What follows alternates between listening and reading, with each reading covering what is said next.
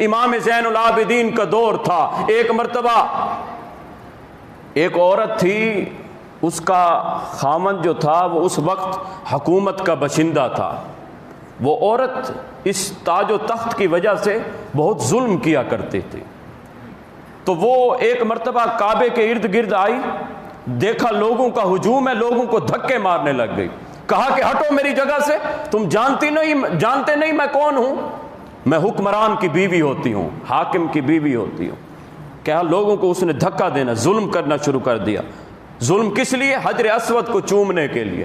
اتنے میں جب حجر اسود کے قریب پہنچے، میرے رب کی لاٹھی بے آواز ہوتی ہے، وہ جب پکڑنے پہ آئے تو پھر اس مقام پر بھی پکڑ لیتا ہے۔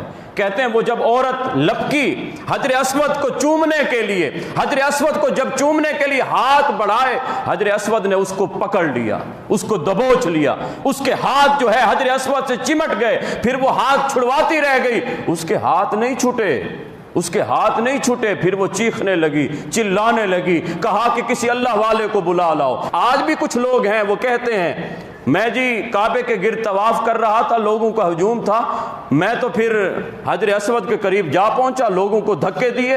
صاحب وہ عبادت ہی کیا جس میں تو دوسرے مسلمانوں کو تکلیف دے گا؟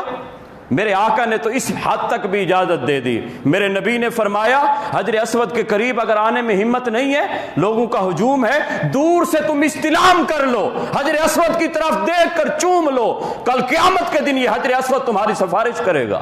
حجر اسود کو علم ہو گیا ہے، حجر اسود نے دیکھ لیا ہے، اگر تم نے دل سے اس کو دور سے بھی بوسہ دے دیا، استلام کر دیا، تو کل قیامت کے دن حجر اسود تمہاری سفارش کرے گا۔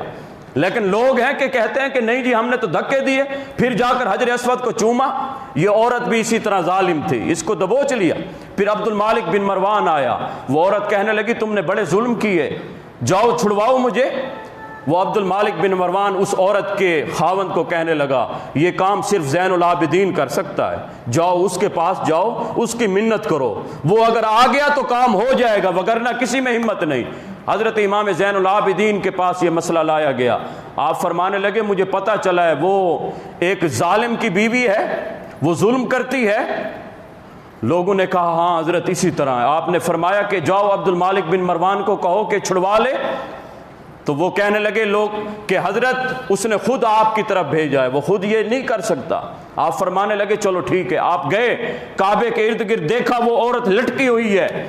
آپ فرمانے لگے کہ توبہ کرتی ہو اللہ کی بارگاہ میں، توبہ کرتی ہو؟ وہ عورت کہنے لگی میں سچے دل سے توبہ کرتی ہوں۔ آپ نے اللہ کی بارگاہ میں ہاتھ اٹھائیے، دیکھیے یہ اہل بیت کا شہزادہ تھا، اللہ کی بارگاہ میں ہاتھ اٹھائے اور اللہ کی بارگاہ میں عرض کرنے لگے میرے مالک تو جانتا ہے کہ میں کون ہوں، میرے مالک تو جانتا ہے کہ میں کون ہوں، میرے مالک تو جانتا ہے کہ میں کون ہوں۔